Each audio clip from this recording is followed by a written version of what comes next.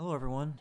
I recently put out a video to kind of help with the basics of Diablo 2, seeing as Resurrected is coming out very soon.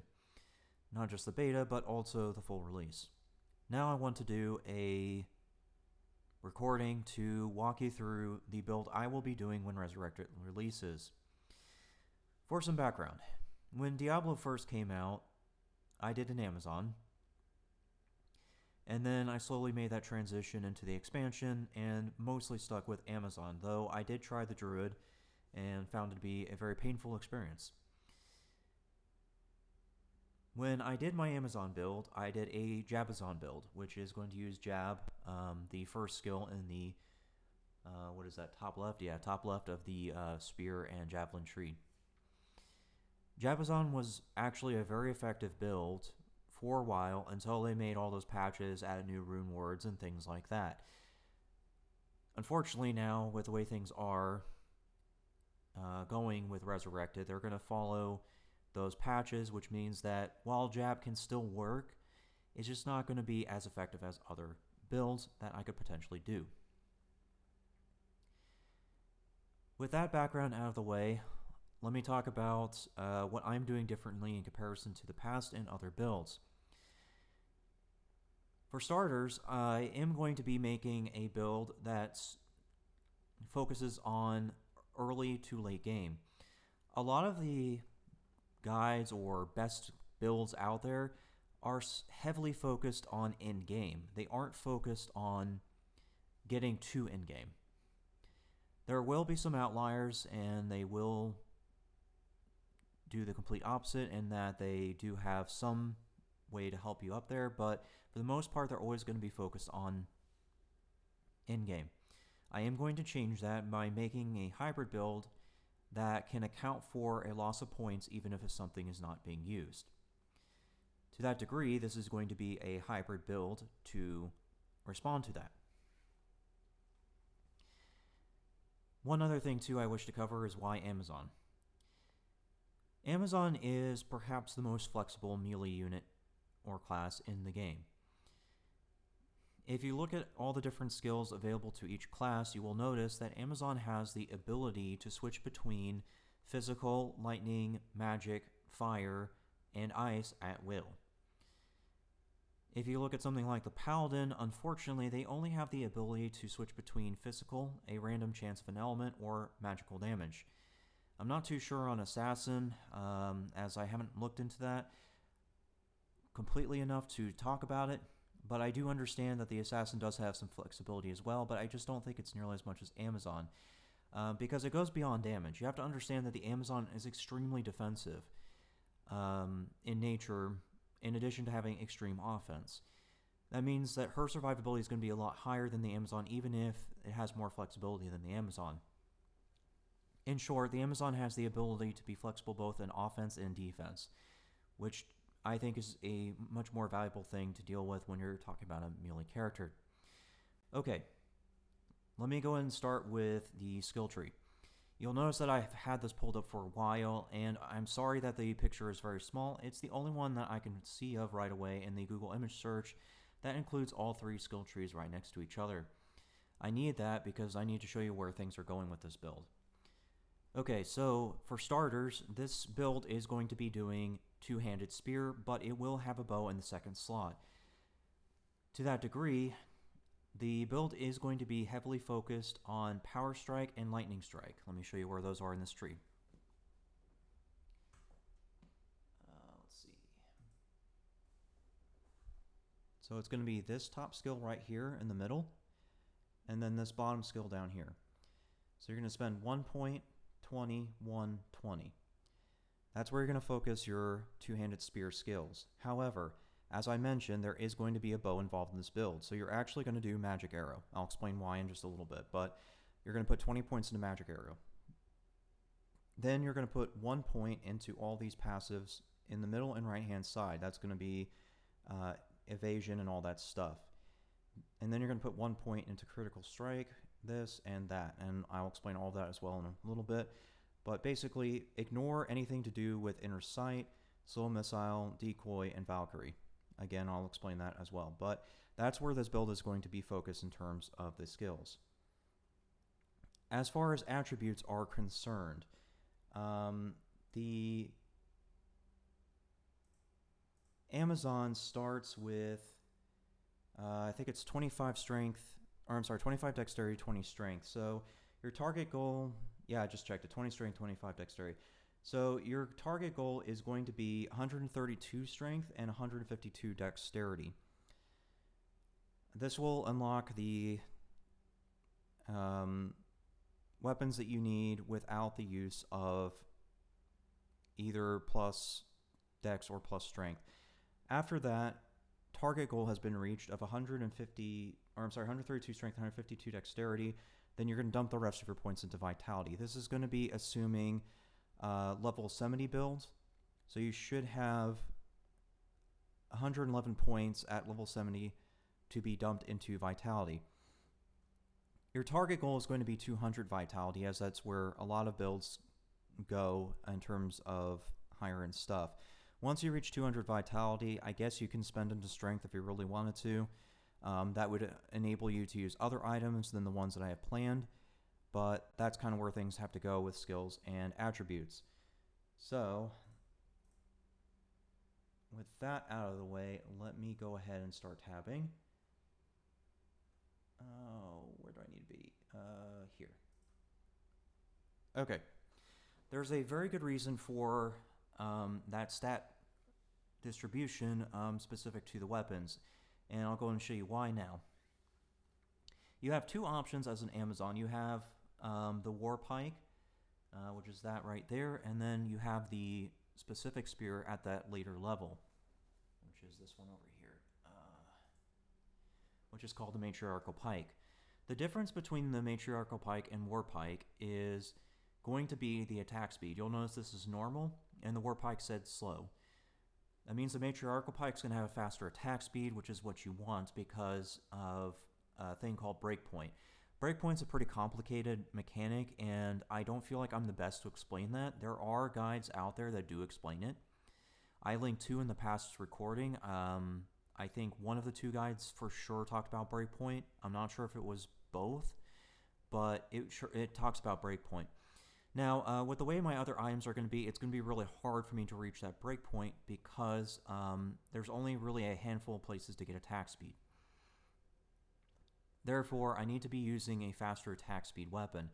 Also, notice that the damage difference is only about 25 maximum damage difference between the two weapons. That's not a big deal when you're considering a faster attack, and also some other things like Charge Strike only adds lightning damage. It's not a % increased damage like Jab would be. Well, at later levels. Or something like Impale, because Impale is your other one that does % damage. The other reason for the stats is another weapon listed right here, and that's going to be the Grand Matron Bow.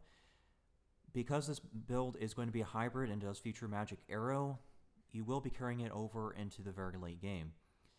This is just to give the build some flexibility. If you find that there's a target that's too strong or it's immune to lightning or something, you're going to do more damage with Magic Arrow than you will Jab, because Jab takes a lot of points before it becomes high damage. And there are some other issues with Jab as well, such as the animation. Jab can't be interrupted, but you can be frozen, and you can't stop the attack when Jab is going. So you do have to be aware of those two problems when using Jab. But yes, that's the other reason for having the hybrid going on, is so you can use magic damage for not only kiting, but also getting around resistances. And these two weapons are going to do it with the way you craft them. We'll come back to that. We'll talk about rune words here in a little bit. But let's go and talk about some of the other stuff that's involved with this build. Let's see, here's this page. Yeah. I think, question mark? Yeah. Okay. So I want to come back to the whole rune discussion a bit later. Let me just go ahead and talk about the other equipment that's going to be involved in this build. Just as a heads up, use whatever items you get a hold of until you can make it to this point, but Your end goal is going to be for the belt, Verdungo's Hardy Cord. This has Vitality, which is going to be lacking in the build by level 70. It also has damage reduction, which will reduce the physical damage taken. Faster hit recovery, defense, and, well, Replenish Life isn't a big deal, but it's one of those, it's nice to have because it's their type of thing.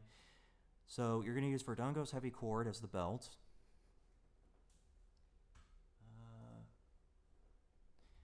You're going to use War Traveler.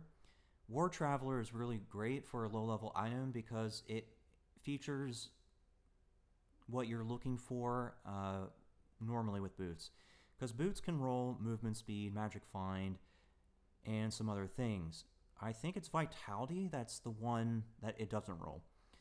If I'm correct in that, then that means that this is very unique because it rolls Vitality on top of getting your magic find, faster run walk, and just adding some other stuff in there like slower stamina drain and adds damage. This is way too valuable of a boot to leave alone. So that's going to be your boots. Let's see. Okay. Now we get into the one piece of item on this particular build that is in the air. So I'm not entirely sure how suffix and affixes roll.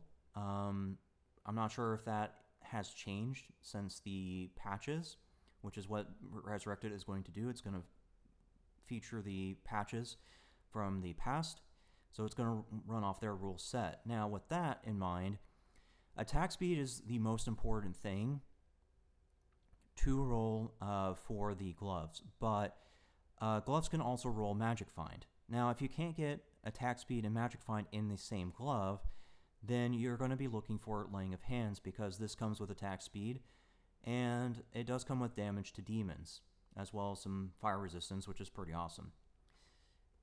So that's going to be the gloves. Let's see.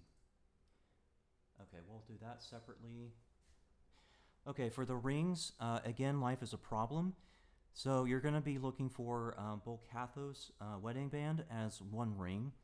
That will give you life, life steal, maximum stamina, which is really not a big deal, but the +1 to all skills is.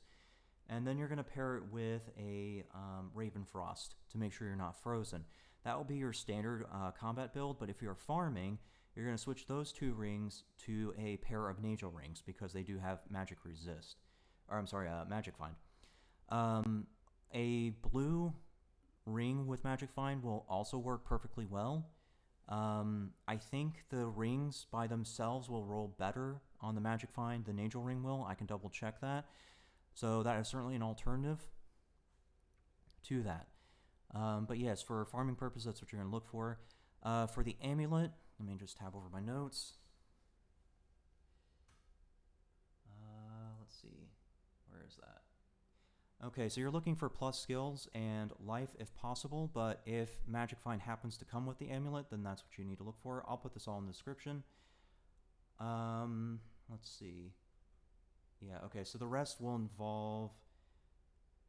Oh, I forgot one unique here. Okay, so before we get into rune words, let me go ahead and mention that even though that this is a two-handed spear build, it's still going to function the exact same as a Javelin build, in that you're not going to be able to ignore Griffin's Eye Circlet. Griffin's Eye Circlet is the helmet that says that it lowers the enemy's resistance to lightning by 15%. Yeah, so you really can't ignore that one, unfortunately, at the end game, once you get to the point of being able to afford it anyways, because it's a very expensive unique. And I imagine it will continue to be expensive because of how popular it is. But yeah, so there's that. Okay. Let me go and talk about rune words now. Let's see. I need this page. Okay. I want to do a separate discussion for rune words because there's going to be 3 items in this build that are going to be using rune words. Rune words are entirely reliant on sockets. So if you find that you are having a rough time finding the amount of sockets you need, then I'm going to give you some options for each point. Let me go ahead and start with the chest piece. Damage reduction is what I'm looking for in this particular build. Verdungo's Heavy Cord has it. But because I have to use Griffin's Eye, I can't use damage reduction there.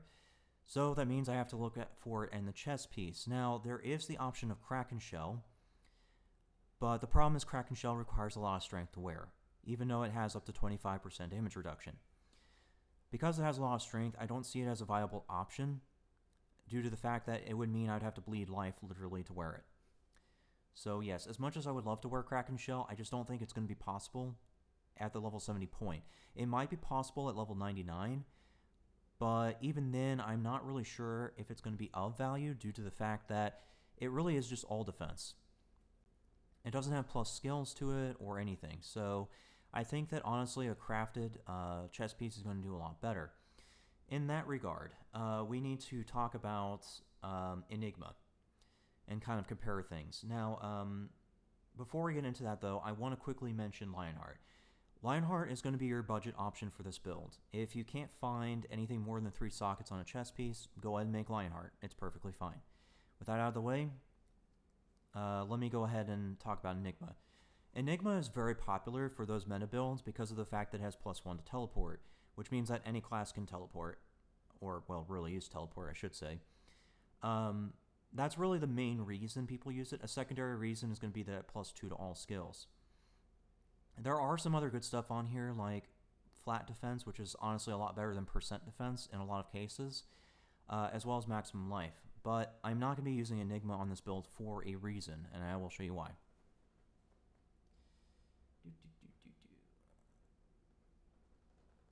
Okay, so as you can notice, Enigma doesn't have any defenses beyond the defense and life. If you look over at Chain of Honor, however, Chain of Honor not only has all resistances, but it also has damage on it, +2 to all skills, and yes, the damage is specific, I know, but demons and undead are actually very common in Diablo, so it has enhanced defense to go with that all resist and the damage reduction, as well as 25% magic fine. So in my book, Chain of Honor is going to be a lot more valuable for this build because of the fact that it's nearly maximum all resistances. 75 is the limit, so getting it to 65 means that I can afford to use other items, and I won't have to worry about plus resist as nearly as much, because at 65 you're only 10 off from maximum resistances. And I think that honestly, with the way this build is going, that it might be okay to not have that last 10 in the build, but we'll see. I'll have to do some experimentation with that, but for now, it's just a huge chunk of all resist is the point I'm trying to make here, as well as everything else. The 20 to strength is actually damage too, because strength is 1% each, so technically 20% all damage and then specific damage. So that's kind of how you have to think about this, but yeah, that's the chest piece. Now I have to talk about the spear. Okay, where is it? Here we are. Okay, so for spear, the spear budget option is going to be Fury, although it can be a viable in-game / remainder item, just because of the fact that Fury guarantees more of a hit on a target than the other rune words I'm about to list. This includes PvE as well as PvP.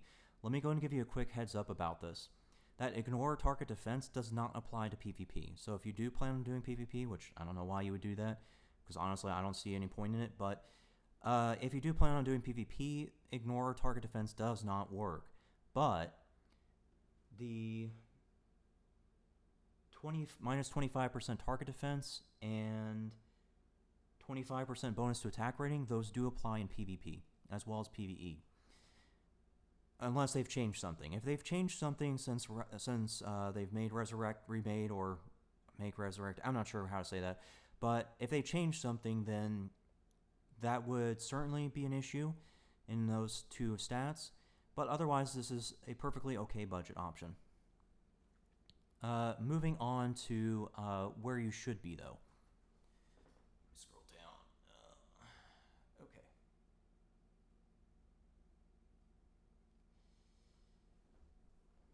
So there are two other options besides Fury, and they both involve more cost, or at the very least more RNG as well.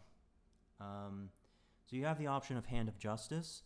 Now, Hand of Justice is not going to do as much damage as Breath of the Dying, but it does have some utilities in there, such as the hit blinds target and the freezing of target. Now, I don't know how often that freezing target will apply, but if it does apply, it's just one of those nice things to have, considering you're getting a whole bunch of other stuff with it, including a level 16 Holy Fire Aura, which is about 90 damage or so. So it's adding about 90 fire damage on top of having Ignore Target Defense, Life Leech, and a couple other things. So it honestly is a pretty nice rune recipe for the spear, but you can also consider Breath of the Dying. You can see it there kind of towards the top. It's a very long list of stats, but it does have minus 25% to target defense, huge life steal, mana steal, prevents monster heal, plus 30 to all attributes, which is essentially life as well, and requirements minus 20, which doesn't really phase this build because I'm going to be going to that strength and dexterity level regardless of whether or not Breath of the Dying is going to be in the build, and that's just to make sure it can level. But the 60% increased attack speed is nutty. You will not see that high of a percentage on any rolled item.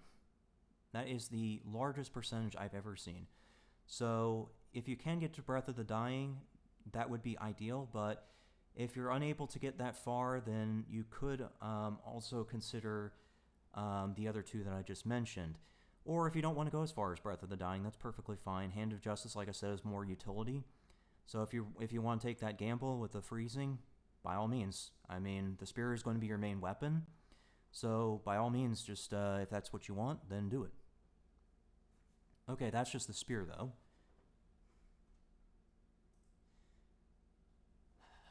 Now we have to talk about the bow. So Zephyr is perfectly fine for the budget option in this case. It's going to be a little bit cheaper than the spear because it only takes 2 instead of 3 for that budget option. But of course, it's going to be a bit weaker. It has a flat attack rating, some enhanced damage, minus target defense, and 25% increased attack speed. Those are really the selling points of Zephyr.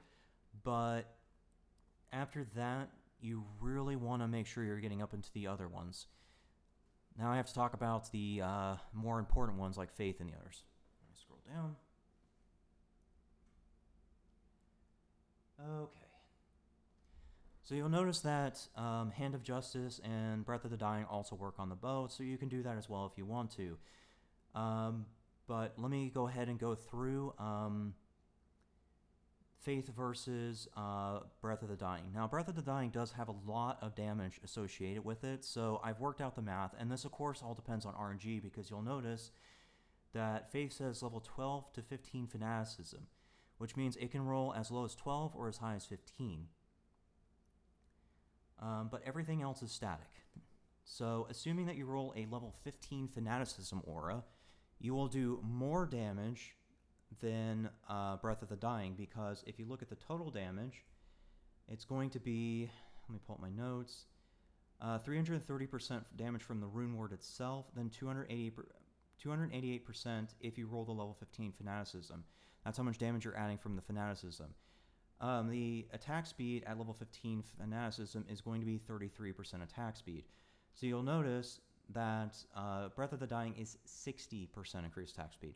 So you're getting way more attack speed than Faith using Breath of the Dying. But unfortunately, Breath of the Dying is a 6-socket rune ward. So you do need a lot of sockets to pull that off. So it really depends on where you want to go and stuff, but Faith would definitely do more damage than Zephyr. And it might honestly do more damage than Hand of Justice. I haven't done the math between those two, but I would imagine Faith probably does more than Hand of Justice. So I would say for your bow, your budget option Zephyr, and then you can go up to Faith eventually if you happen to get enough sockets and the stuff to do it. But you may want to consider Breath of the Dying for both the spear and the bow because of just how much attack speed it has. It's absolutely ludicrous. So those are your rune wards. Let me think. Did I miss anything else? No, I didn't. I don't think. Yeah, and that's the builds in short. And that's what you'll see me doing. I will put everything in the description so you don't have to hear me talk for hours on end if you just want the short cliff notes, if you will. But thanks for listening.